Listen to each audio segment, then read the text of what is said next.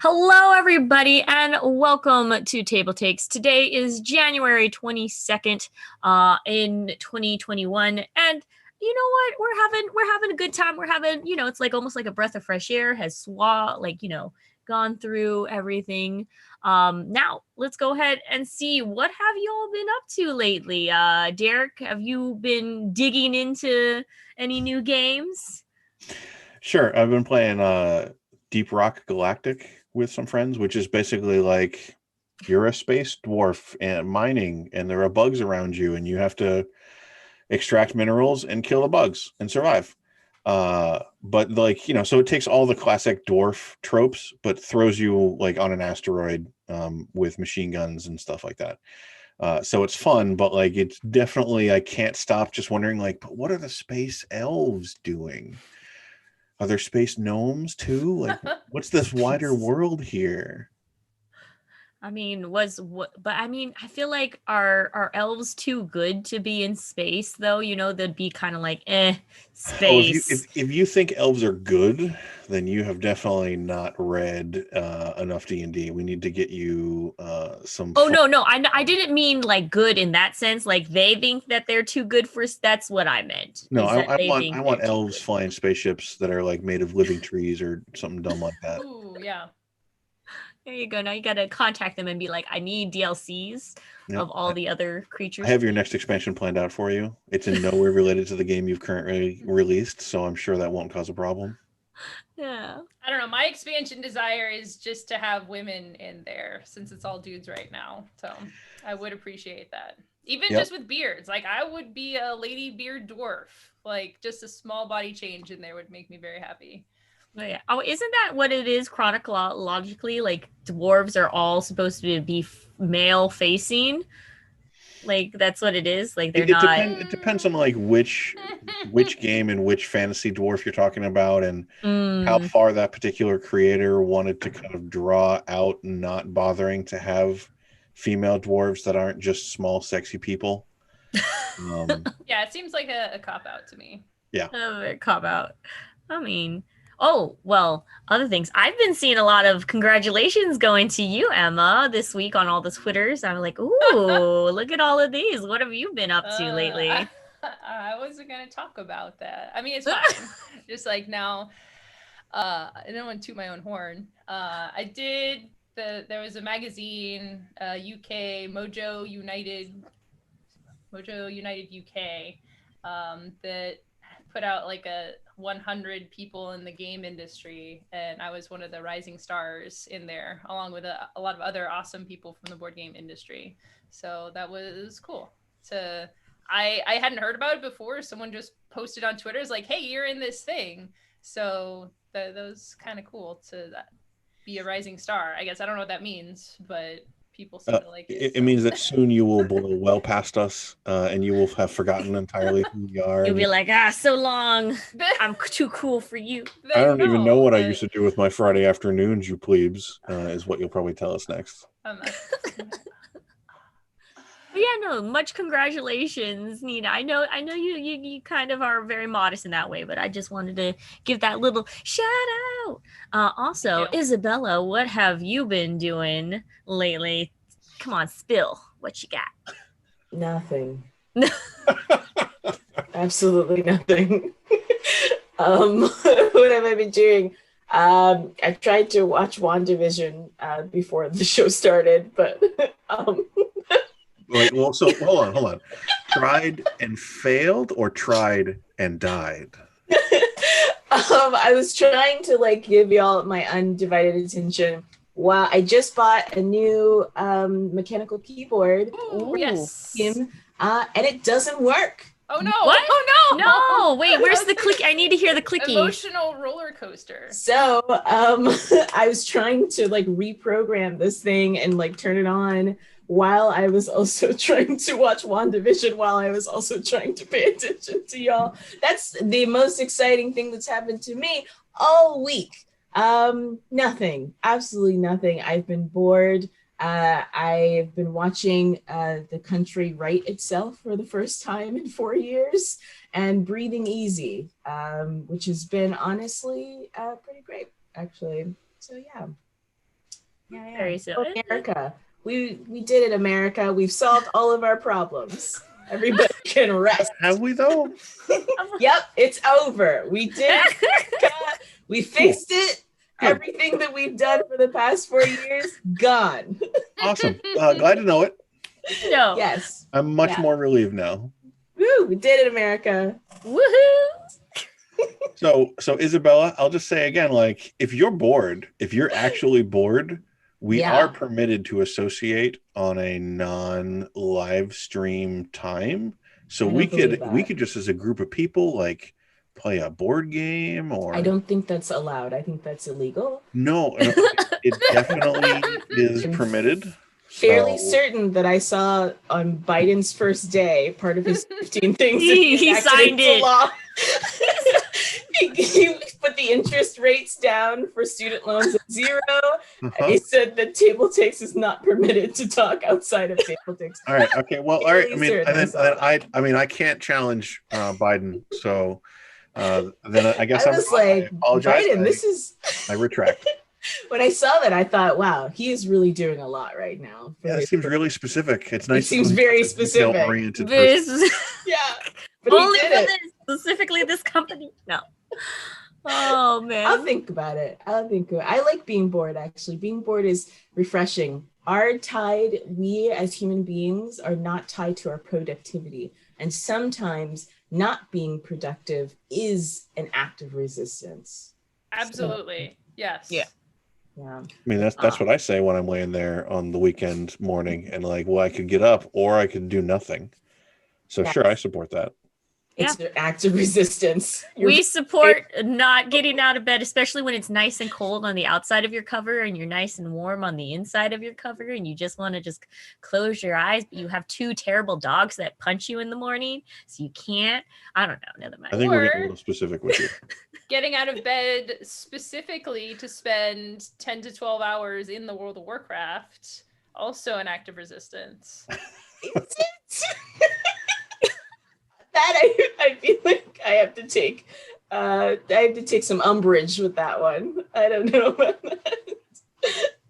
That's my laziness. Have you been spending 10 to 12 hours No. Warcraft? No. Oh, Emma, I was so concerned for a Emma? minute there. Emma? Emma, that sounds like a yes. Yes, I have been, but let me just sip Anybody- my tea.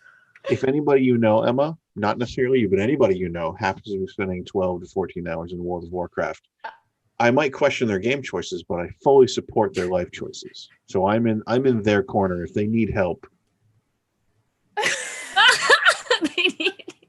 This is my Warcraft ID.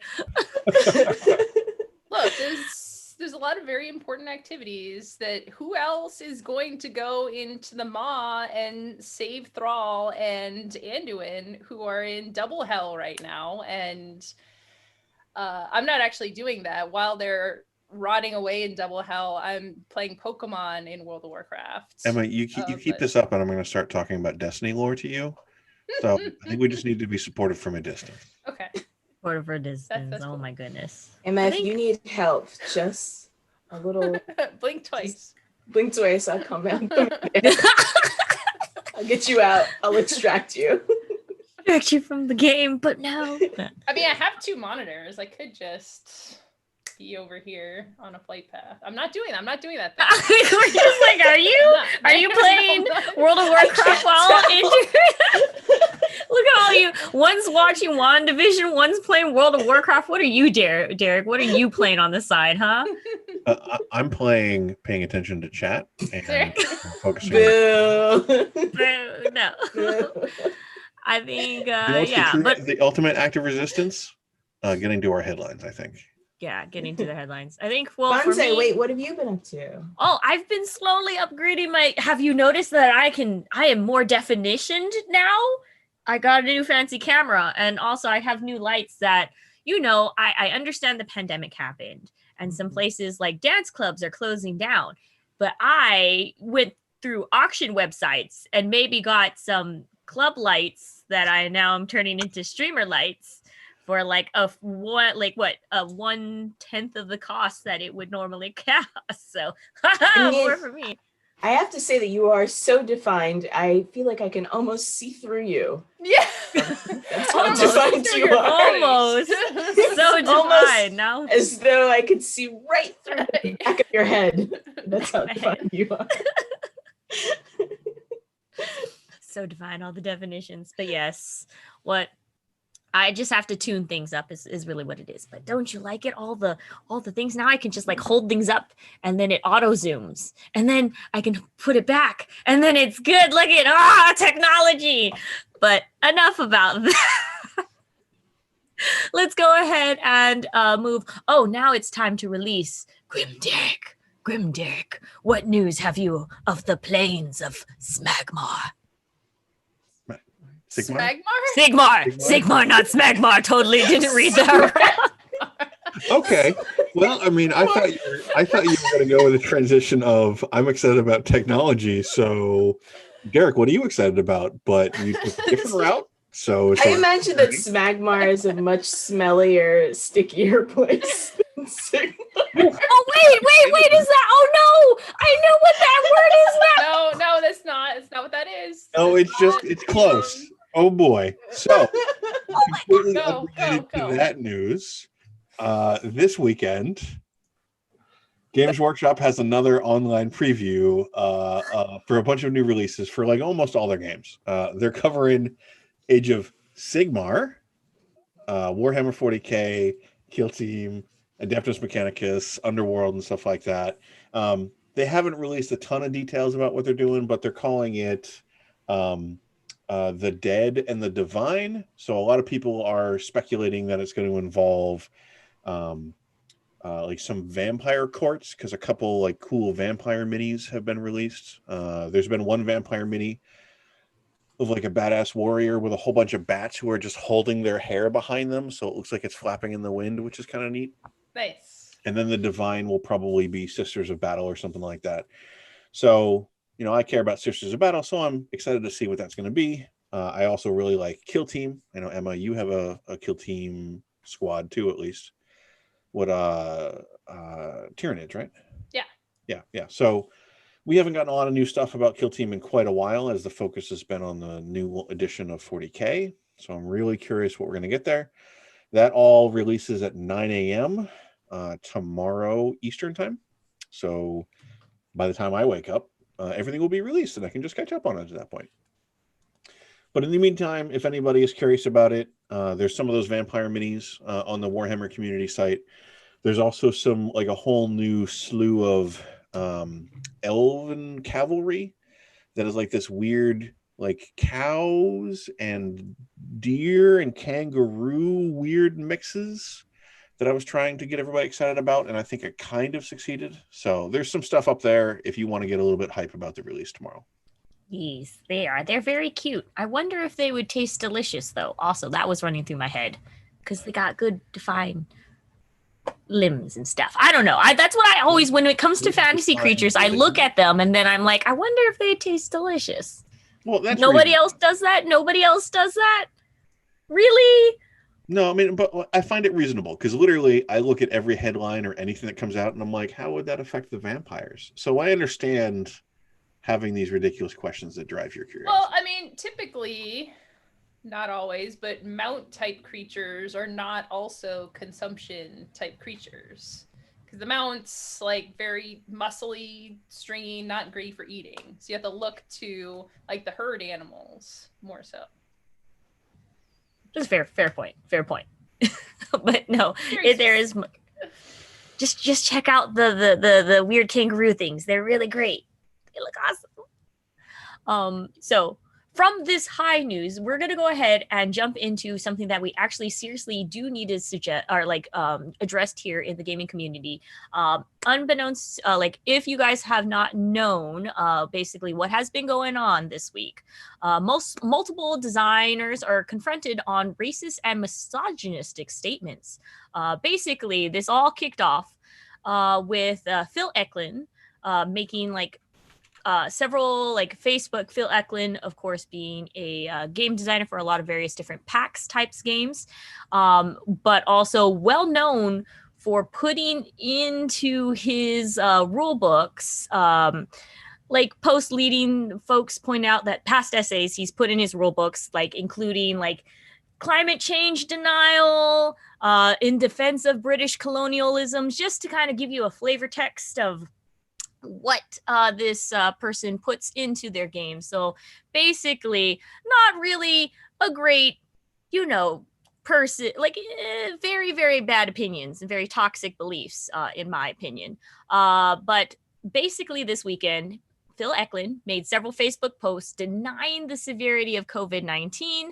And then because of that, you know, you have freedom of speech. This is something that people don't understand. You have freedom of speech. But with freedom of speech comes the consequences of having said those words. And thus, now he is claiming claims that basically cancel culture is coming at him due to his explanation about Hitler's rationality against targeting Jews. So if that doesn't tell you much of it, but yes, the publishers, like just to add on to this, the publishers made a statement saying that they don't support discrimination of any kind, that they would be removing Eklund's rulebook essays in the future. But on the backlash of that, Eklund responded with a statement asserting that under his contract, the publishers are not allowed to do that. And so slowly, of course, the publishers are backing back. And a lot of this like brings up to the issues of things that, like, you know, for your opinion, all of you, I want to kind of get a word in this. Like a lot of this stuff that used to slide before are now coming to like, you know, hey, this has been going on. This person has been problematic.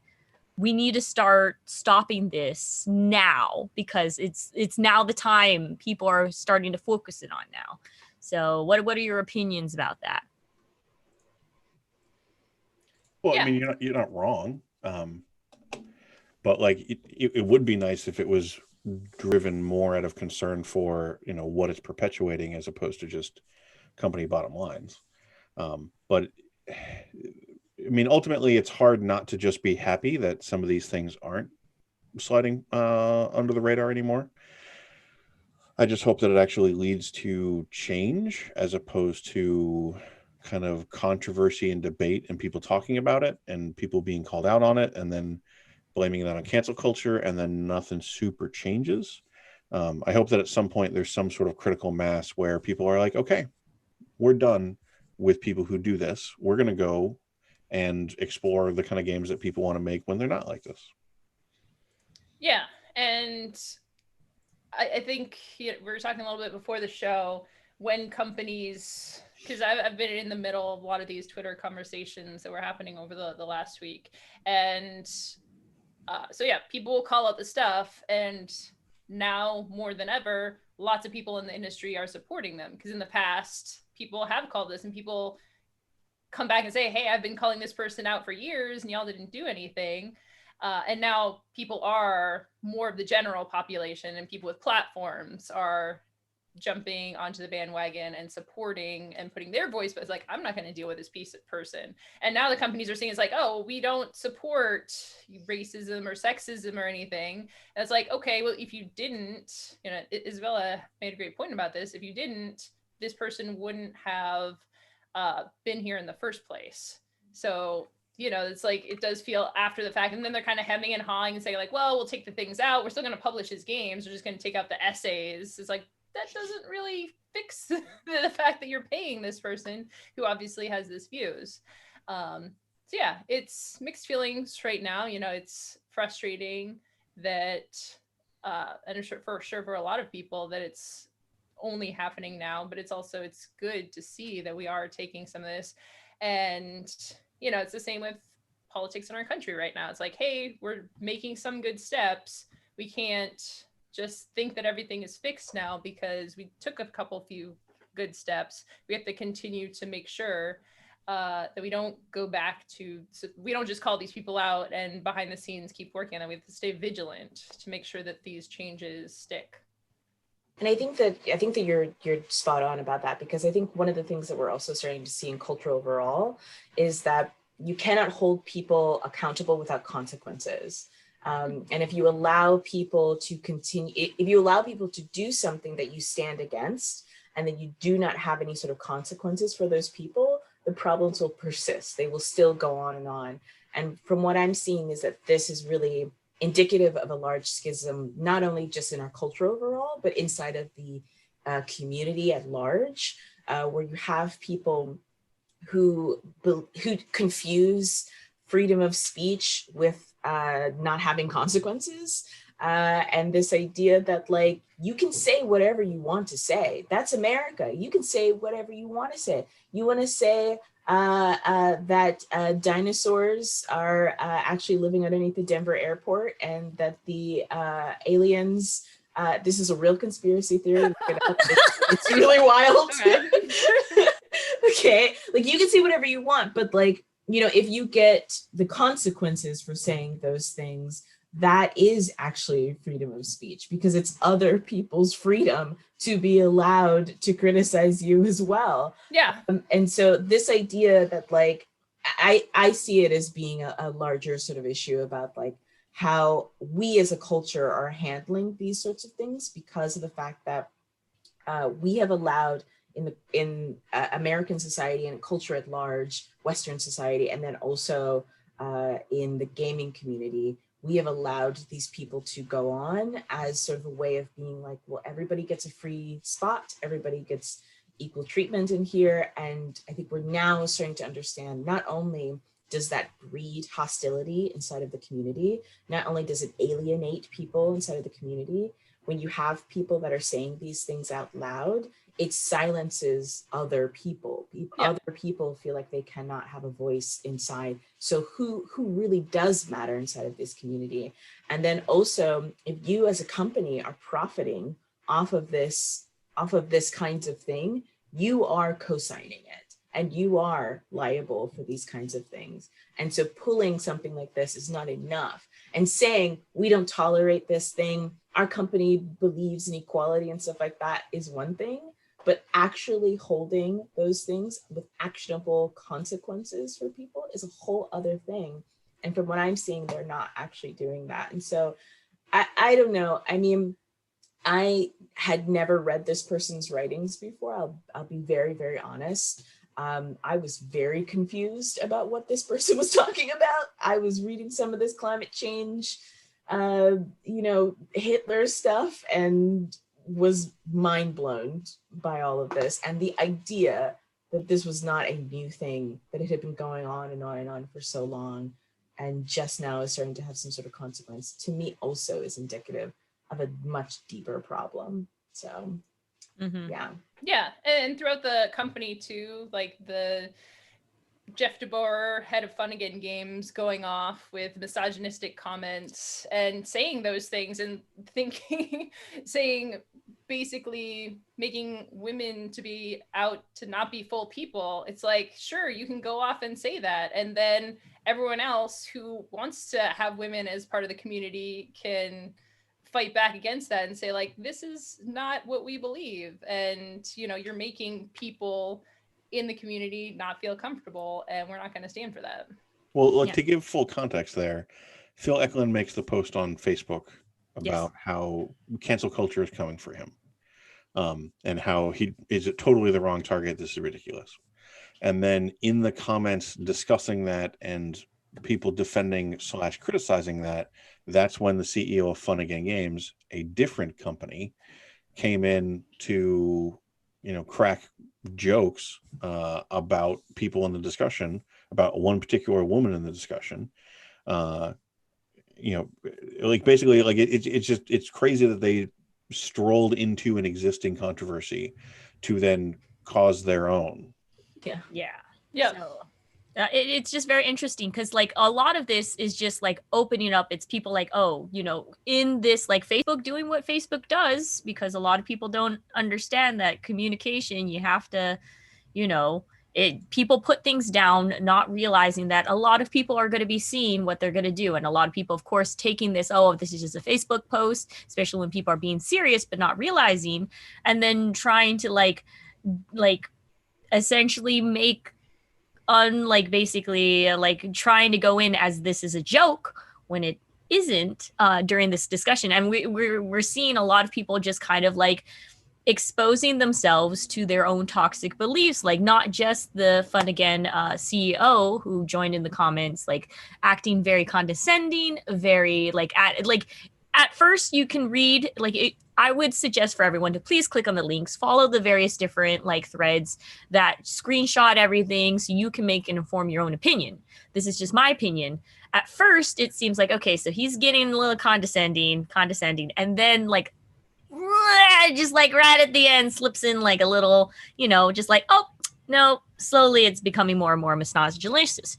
And then also we have other people of name Daniel, I'm sorry, I get the name wrong, Daniel Tassini, making racist remarks as well, talking about like how light has always been good and dark has always been evil, and like just like how Black shouldn't be used to describe a people because they aren't dark enough. They have to be dark enough to be considered. The context of it, they were talking about orcs, I believe. Yeah, they're talking about fantasy troops. Yeah, and how in a lot of fantasy stuff, a lot of fantasy material, I know that I've said this stuff ad nauseum, but like that there are certain races that are race coded. There are certain fantasy creatures that are really coded to be, and orcs are for a very long time. I mean, like if you're giving the orcs, they're all black and brown and they all have dreadlocks. Like, come on. So like that's been a thing that's been going on for a really long time, and he defended that because of the fact that he fundamentally does not have an understanding of the difference between Black people, capital B people, and Black people, lowercase b people, of which is a very, I understand that this is a very complex kind of concept, but to say like this isn't racist because these are Black people, lowercase b, not Black people, uppercase b, because Black people and people who have Black skin are two separate. That to me is for me, I'm personally offended by that as a Black person. But also I've heard this conversation many, many times in the defense of race coding for a lot of things. And to me, it's frustrating because it's like, he's playing stupid to me. He's playing a game of semantics so that he can continue doing something. We all know, listen, I've had many conversations about why Panthro from the Thundercats is actually a Black guy. And he is. He's totally. Was that ever a doubt? This is the conversation. This is the conversation, right? Because Panthro is Black, lowercase b, right? And he is race coded because he's Black. He's a Black Panther.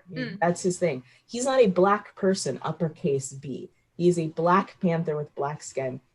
He's race coded to have Black characteristics, uppercase b.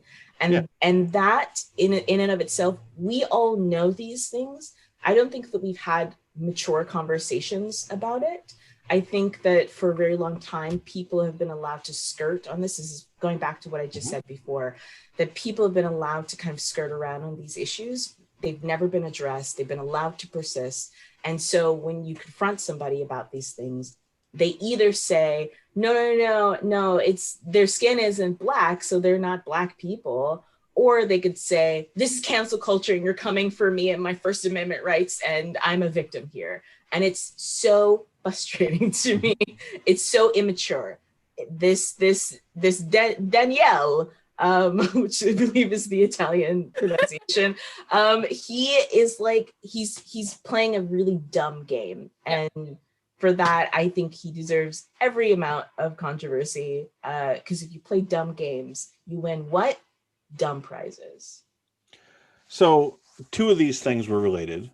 One of these was not, but they all kind of came out around temporally about the same time.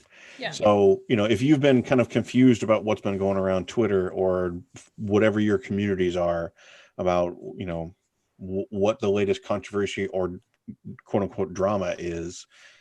Hopefully this gives you kind of some insight as to the real serious roots of why a lot of people are kind of up in arms and angry about this.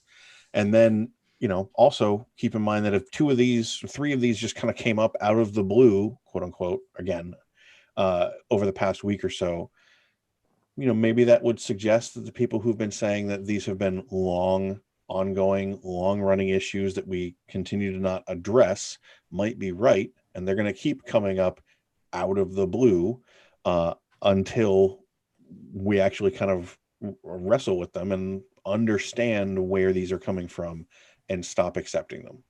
Yeah, I wanted to make a quick comment about this. I actually wrote a long thread when all this came out, and specifically for board gamers, I'm sure people who are watching in the chat who own these games, who love these games, who've loved them in the past, and the reasons that some people jump to defend these people. I think there's 3 big ones that people fall into is you're trying to take away my stuff, right? When we bring these things up, people are like, well, I love this game, and they're hearing about it for the first time, or, they are not impacted and they don't realize how much people have been hurt. So it's all hitting them for better or worse at the same time. So like, but you're going to take away my games. It's like, no one's going to come into your collection. Probably no one's even going to call you out. It's like, you're processing this information.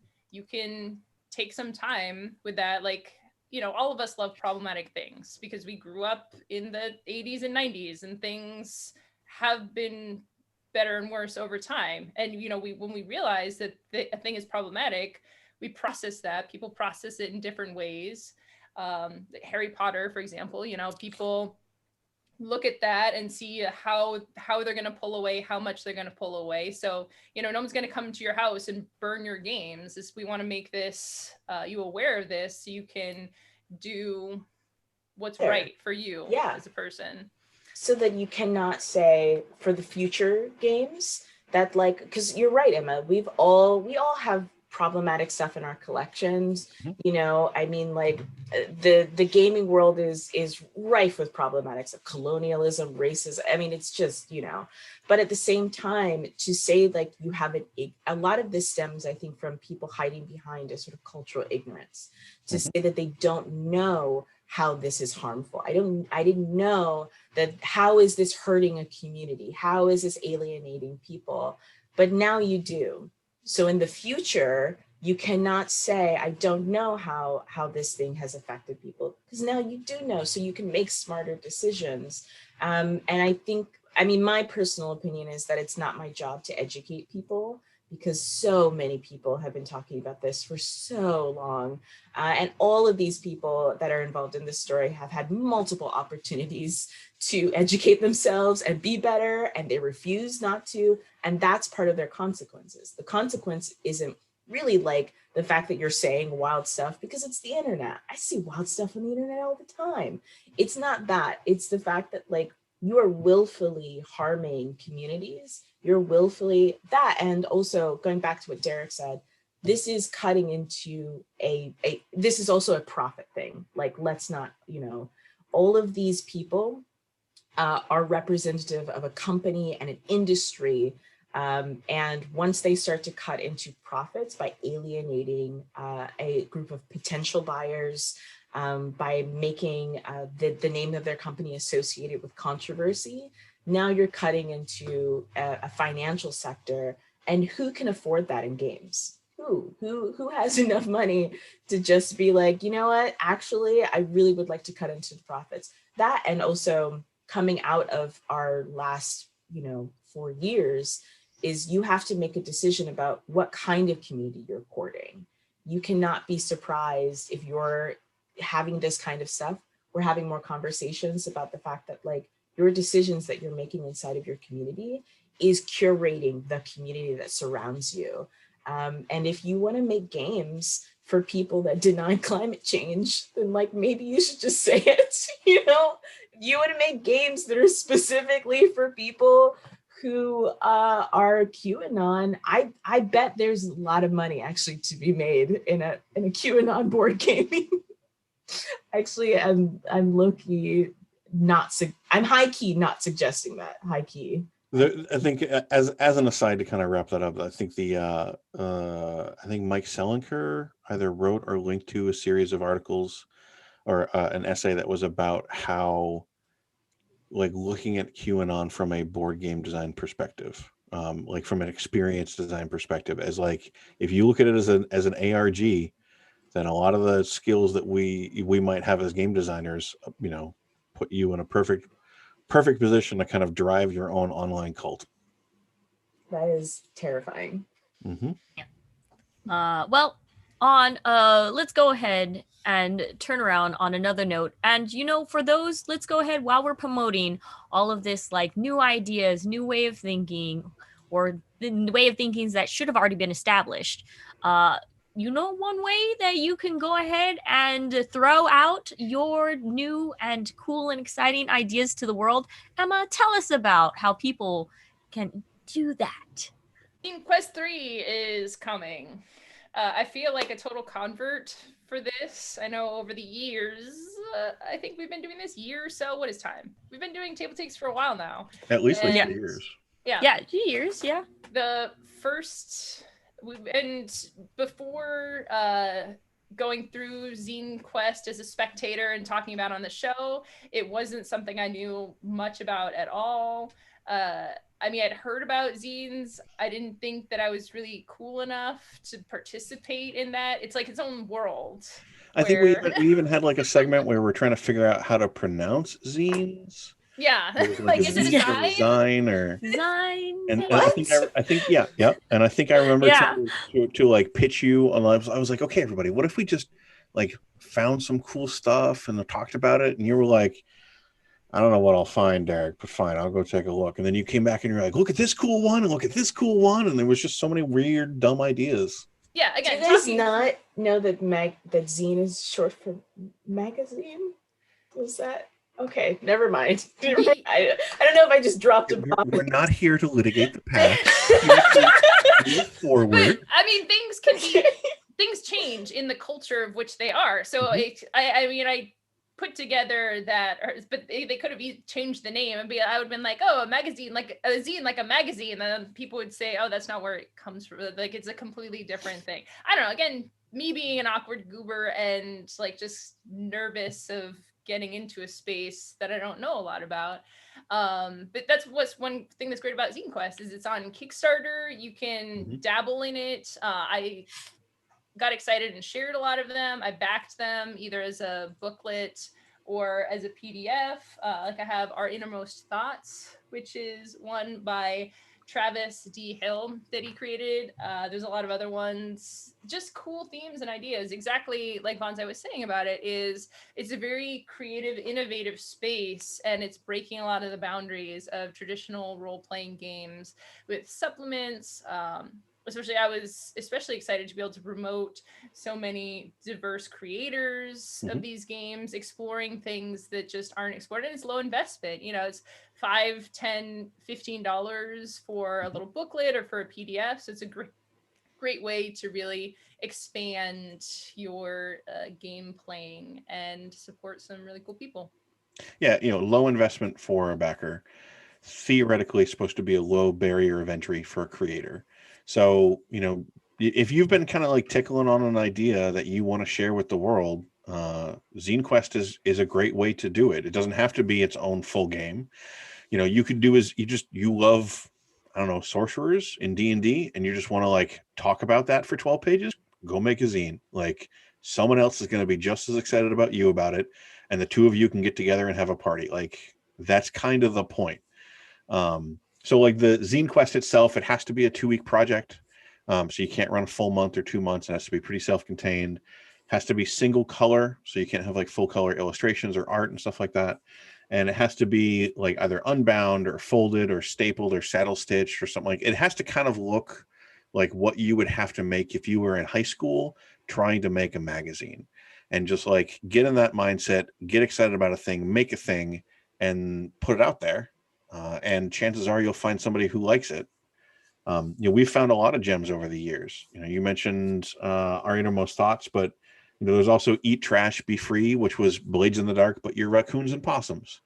There's Palanquin, which was like, you're just playing a very focused RPG of the queen was just overthrown or the king was just overthrown and you escape with them. But who is a traitor and what was the circumstances, and like a lot of neat stuff can come out of these kind of zines.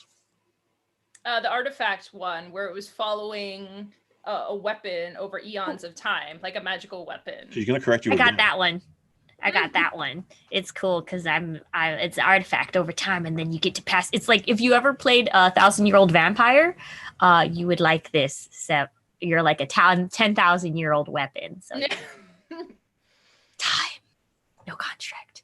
But yeah, no, I would highly suggest everyone check those out. Zines are great. Zines are awesome. And I like seeing more promotions of it. And maybe I could also promote one myself when it comes up on Kickstarter. No reason, no affiliation whatsoever towards me or my. I feel like you're lying. No, what? Anywho. Roll for deception. Deception. But on a very fun, exciting news and hitting your nostalgia button, Isabella, tell us what you got us caught on. Absolutely. Hey, are you old? Do you know what's old enough to drink and vote and go to war? That's right, Pokemons. That was a brilliant segue, I have to say. Pokemon is turning 25 years old. That's right. Pokemon is now old enough for me to date. And they're going to celebrate by doing a 25th anniversary party with a headline by Katy Perry, of which, probably wouldn't have been my first pick for this, but I'm going to keep those opinions to myself. Isabella, yeah. Can I just formally put forth a request that you make a zine for Zine Quest that is Pokemon is old enough to drink, vote, go to war, and date? I will put together an idea of how I'm going to date the concept of Pokemon. Yeah. The platonic ideal that is this game. Me and the concept. Yeah. I like it. So I'm really excited for this because of the fact that cool Pokemon stuff rarely ever happens in America. It rarely ever happens in the West. The coolest Pokemon stuff always happens in Japan. It always happens in Asia. And it feels like we're finally getting something cool to happen. This has multiple partnerships with different organizations, but it looks like they're going to have a celebration that is going to, obviously with Katy Perry headlining, they're also going to have some animation, some merchandise, video games, some mobile apps.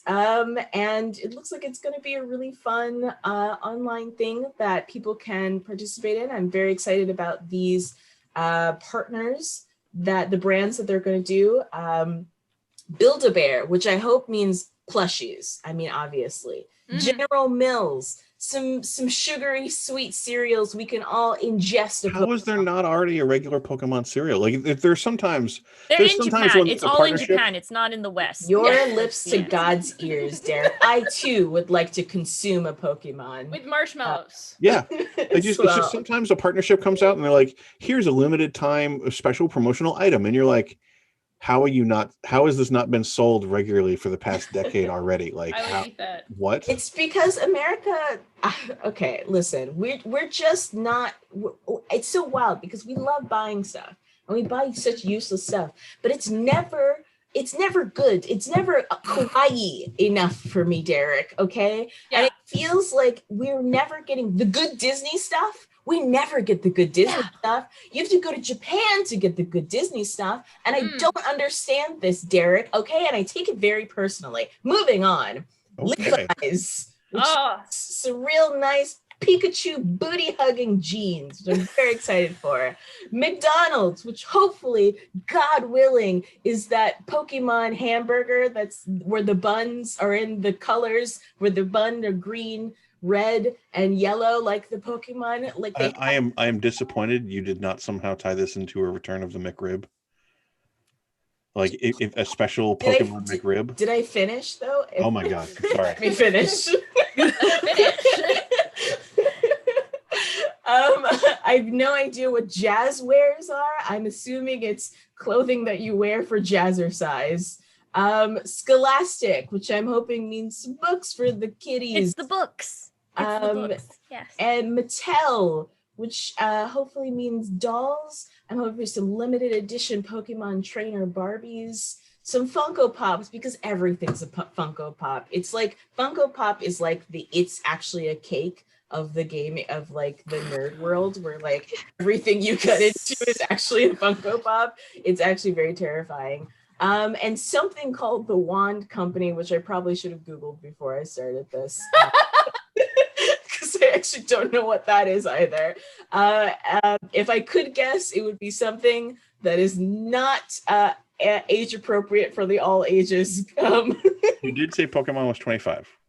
That's true. That's very true. Wait, so we're not talking about like Harry Potter wands? Is that... Oh, Emma, I think we actually another conversation. It designs and manufactures universal remote control prop replicas. I also use something I don't think that is also remote control as well. Anyway, so this is really exciting for Pokemon fans. There's also some news about some record-breaking Pokemon cards being sold recently.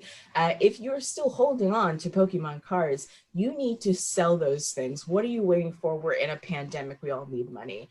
And you'll probably want to sell those Pokemons fast.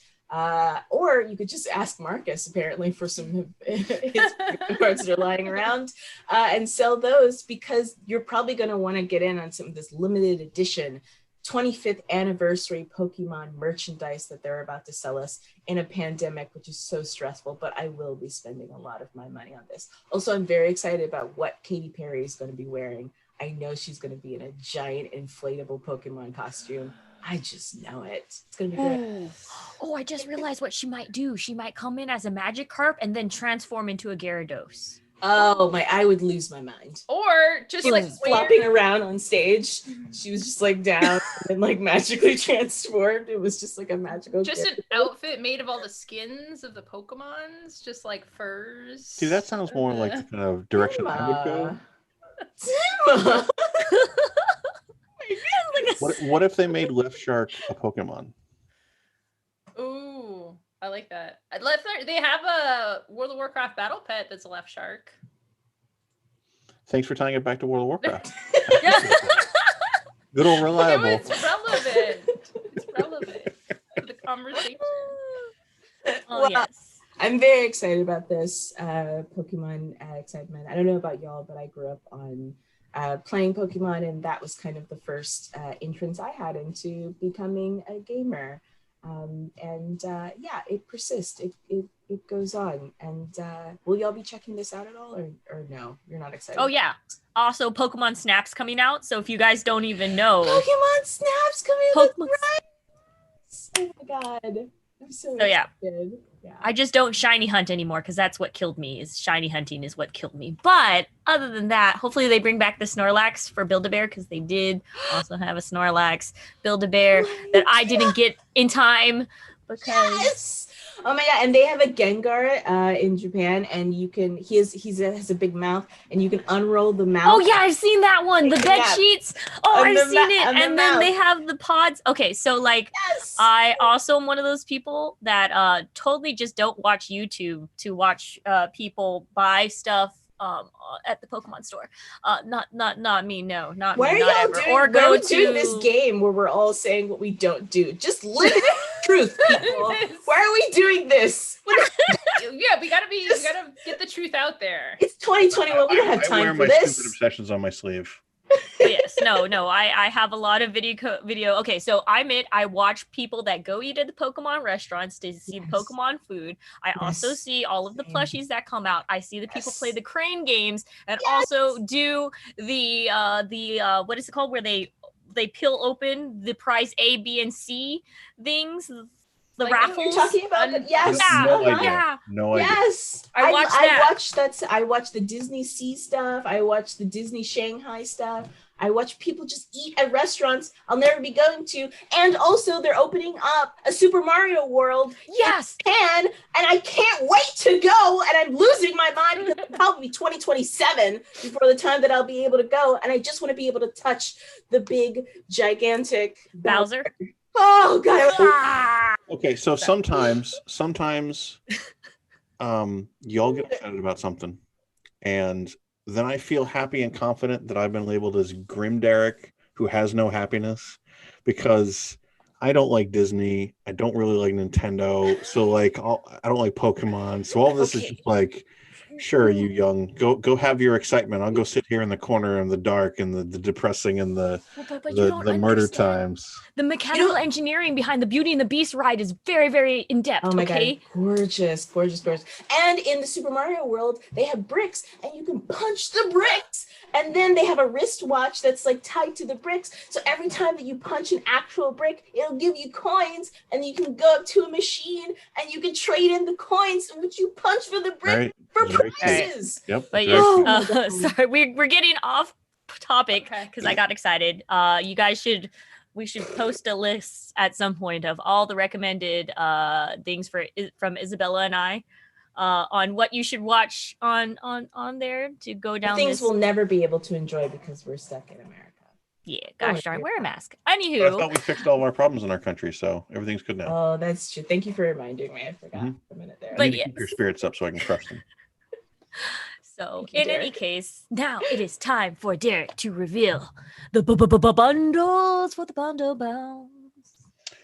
So the bundle for this week is on Bundle of Holding, and they have a big bundle for Forbidden Lands. And I think if you've been paying attention to Kickstarter, you probably heard about this. They had some really big Kickstarters in 2017 and 2019 that raised almost like $500,000, I believe. But this was kind of like a hex crawl, old school feel fantasy RPG, where you're kind of like low lives who are surviving as best you can out in their wilderness, trying to strike it rich kind of thing. But it uses a somewhat more modern system. It uses the Year Zero engine. So if you have played Tales from the Loop or Alien or Mutant Year Zero or something like that, you'll be familiar with how the rules work out. So they took those kinds of rules, they adapted them to a fantasy hex crawl. They released a box set that everybody loved. It won 4 golden Ennies, I think in 2019 4 Ennies, 2 of them gold, 2 of them silver. So it's very well received. People got real excited about it, and now there's a bundle. So for $8 you can get the core box and some adventures, and for $20 you can get the PDFs of both of the box sets, a bunch more adventures, expanded rules, 2 campaigns, 4 adventures, all that kind of stuff.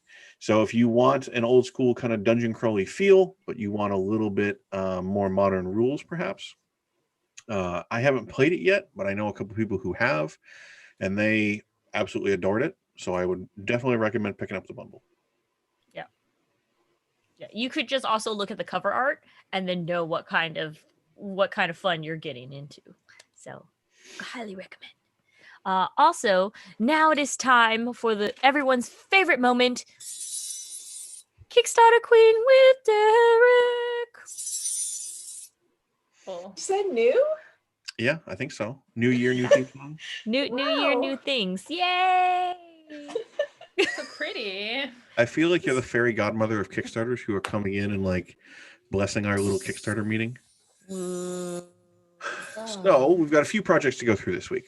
The first one with 4 days left is Steve Jackson Games' GURPS Pyramid Scheme, which is actually a collection of a few different, one might almost even call them zines, about different kind of GURPS themes. So they're all 3 of them are now with stretch goals up to 48 pages. There's one for fantasy and magic. There's one for modern/action. And there's one for sci-fi/tech. And I think at this point I did the count. And each one, they've unlocked enough stretch goals where I think they each have like 10 different articles in them about whatever that topic is. So If you're not familiar with GURPS, if you're kind of a new person who's gotten into the hobby, GURPS is a very classic generic role-playing. It stands for Generic Universal Role-Playing System. So like when you played D&D, you had classes, you had levels and stuff like that. GURPS was like definitely like Galaxy Brain at the time of like, what if we just use points for everything, man? And then everybody figured out how to min-max it. But it was definitely like also before Wikipedia, GURPS books were the books that you bought to use as like encyclopedic references for whatever else you were going to play, whether or not you played GURPS. So it's really interesting to me to see how they're kind of reinventing GURPS and trying to make it successful in a current era where they haven't been as prominent for a long time. But if you love GURPS, if you just kind of love generic resources for particular themes, then check these out, because Pyramid is the brand that they've used for their magazines and kind of articles in the past. They've done some really interesting stuff with that. And these smaller, shorter, focused article things are it's just really interesting to me, because you can mess around and give a little bit of space to a small, weird idea, and you don't need to worry about how it fits into a larger, 300-page hardcover rule book or something like that, as much as I love those. So that has 4 days left. GURPS Pyramid Scheme. Nice. With 5 days left, I've got Coils of Chaos, which I really enjoy because of the fact that it reminds me a lot of, speaking of 90s zines, if you were a super weird kid in the 90s making your own like metal infused, I personally can speak firsthand, because there was like a kid in my high school that I had a crush on, and he had long hair and he wore like a metal jacket, and he used to draw like pictures of like wizards and stuff like that, and like dragons and stuff, and I was like, God, he's so cute, I really like him. And then he was like, get out of here, nerd, and he slapped my Pokemon cards out of my hands, and I had a crush on him. It's okay. Oh, I feel like maybe he had not self-examined as he's drawing his movies. Yeah. It's fine. I've gotten over it. I'm an adult now. That's some projection. I've gotten through a lot of these things. Yeah, that's kind of like the people who are playing like Dungeons and Dragons, pointing and looking at people who are playing or LARPing outside and going, those nerds. Rolling the D20, please. At least we were not playing Magic the Gathering, because that was so lame. Anyway, so this game reminds me a lot of the kind of like pen and ink stuff that you would draw in the 90s. It reminds me a lot of like Liquid Television, if you're also old like me as well. And this is about being transported into a dystopian future world where you have to sort of battle it out. And it is really cool because you get the PDF book, of which you can print out almost immediately. And then for also one of the higher pledges, you also get the digital files for printable models, 3D printers, which I think is also really cool. They have one of the 3D printing files that you can get is for a creature called the Murder Pillar, which is a giant caterpillar that murders. Quite frankly, that's really cool. I think I do just want to cut in here because I feel like maybe you have undersold that these minis don't look like your usual like cool Kickstarter minis available now. Like these are very much like they mugged a 12-year-old, stole his notebook, and were like, 3D print all these right now, go. I'm telling you that this reminds me so much of like high school, middle school, when you were like listening to Anthrax and you were drawing these like wizards, and you were listening to metal music and reading Heavy Metal magazine and looking at Frank Frazetta. It reminds you a lot of that kind of a style, if that reminds you of anything. Giant bulbous eyes on all these things. Yeah, just a bunch of just barbarians who are, just walking around, and it has that similar style to it. This is really, I want to keep using the word cute. I know that that's not the right word, but it reminds me a lot of my childhood. The Murder Pillar is very cute. The murder pillar is adorable. It's very chonky approved. So if you like chonky chunks, he's got a lot of chonky chunks. And this company is actually a local company out of Bellingham, Washington, which I think is also really cool. So with 5 days left, that is Coils of Chaos. All right. With 6 days left, Thursday, January 28th, Darwin's Journey. So pretty much this is a 1 to 4 player worker placement Euro game that has you reenacting Darwin's adventures through the Galapagos. And let me tell you, at first, this has a lot of pieces. Like most Euro-centric games, if you're not into Euro games, this won't be the game for you. But if you are, this is definitely very like a Euro game that you can look at the board and know that this is going to take about 30 minutes to set up.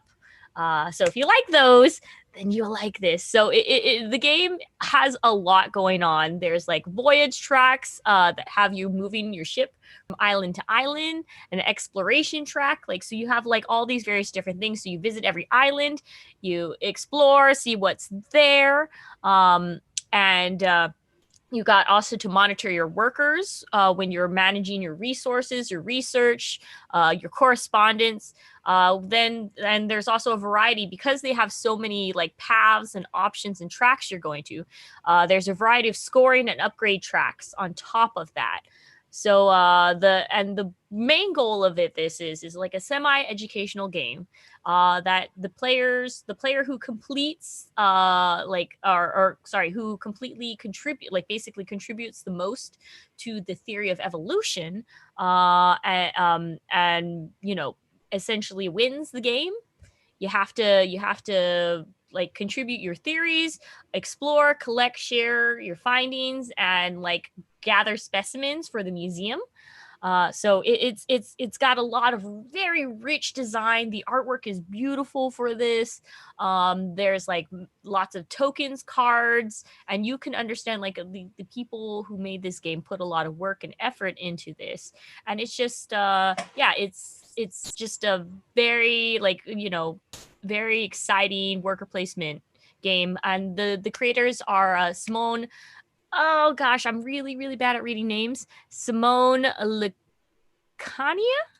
and Nestro Mangon. I'm so sorry if I butcher these names, but yes, no, it just like you can see a lot of like, kind of like the pathways that they went through on Darwin's Journey. So if you ever want to see something that's really beautiful artwork and Euro, like a Euro type game of research and establishing the theory of evolution, Darwin's Journey is for you with 6 days left, Thursday, January 28th. Great. Well, I guess to continue the theme of how metal can we make this week and how much can we talk about zines, Morkborg has a project with 7 days left.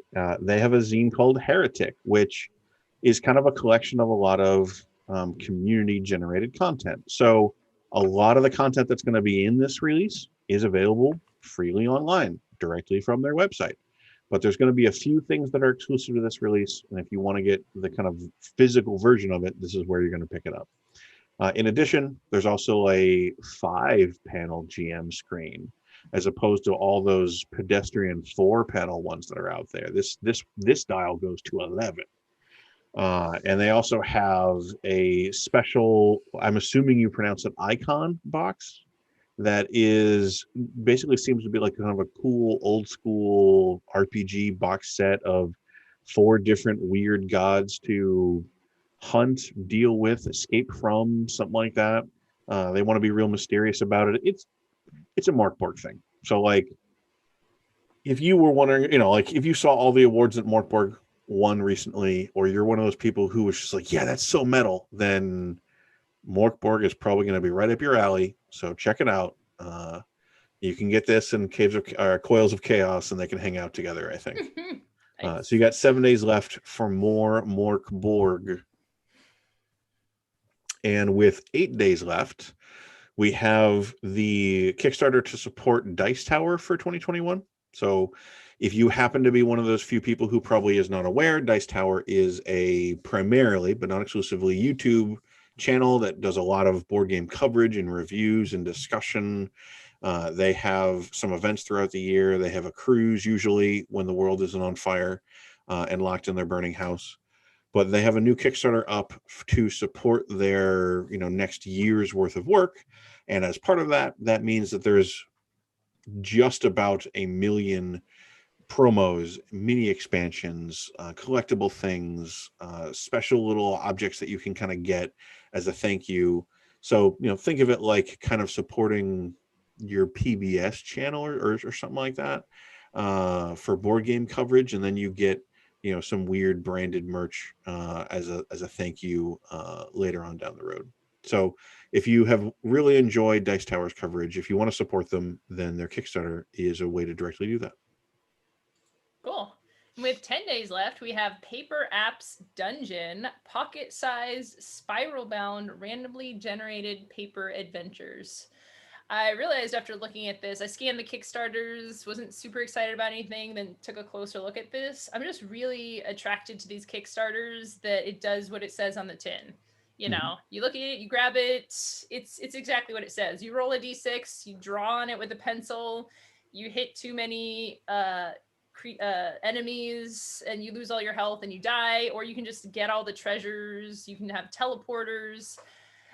It's a roll and move, right? You roll, I guess you get to choose the direction that you go in, but it's really just looks like this simple meditative experience. I also just have such a thing for little notebooks. I don't know if other people are like this, but I have like 50 just little notebooks I can grab at any time, and they're all half filled, and just doodle in them or whatever. It's just something very satisfying about this form factor. And it's got a price to match. You can back for $5 to get one of these randomly generated dungeons. It's 50 pages, which is very cost effective. There's shipping charged separately, so not super economical to get just the 5 one, but you can get 3 for $15, right? $5 shipping. The more you spend, the more you save, is what I'm hearing you say. Yeah, exactly. I mean, it's more efficient. Like $20 will get you shipping and 3 of these randomly generated dungeons. I don't know, just something about it really spoke to me. Is I could just sit there on a rainy Saturday or whatever, which is most Saturdays in Seattle in the winter, and just roll a dice and move through this, and just simple and engaging gameplay. And the Kickstarter is doing very well. Basically, I wish I had thought of this myself, because it's a very clever idea, and I'm into it. So that's 10 days left for Paper Apps Dungeon. Very, very cool. Well, folks, we have reached that time again. That has been Table Takes. But hey, wait. Don't go anywhere just yet. Gen Con is so much more than just Table Takes. We have a whole slew of shows on here. So I'm going to go ahead and rattle off what we have planned this week. Keep in mind, all of these are, of course, in Pacific time because we are Seattle based here. So Monday at 6 p.m., we got Board Games with the Brothers Murph. Wednesday, 1:30, This Game Gets Dicey. And then Friday, of course, you can join us 2 p.m. Table Takes to get all of your gaming tabletop news related stuff. Remember, folks, if you miss us here live on Twitch, don't worry, 24 hours later, we'll be right up on YouTube. So don't forget to follow, subscribe, even leave a comment now, and every now and then being like, hey, you guys did a good job. Thumbs up. That also helps too. And also, if you want to just connect with other Gen Con fans, Gen Conians, if I say it enough, maybe it'll stick. Then you can also join and check out our official Discord. Thank you again, Isabella, Emma, and Derek for joining us. And also thank you, Marcus, behind the scenes, for making sure everything is smooth. And thank you also to you, the audience, who are watching us. You guys have a lovely, lovely evening. And don't forget to, enjoy the sun every now and then if you're not buried in snow. So you guys have a good day. Goodbye.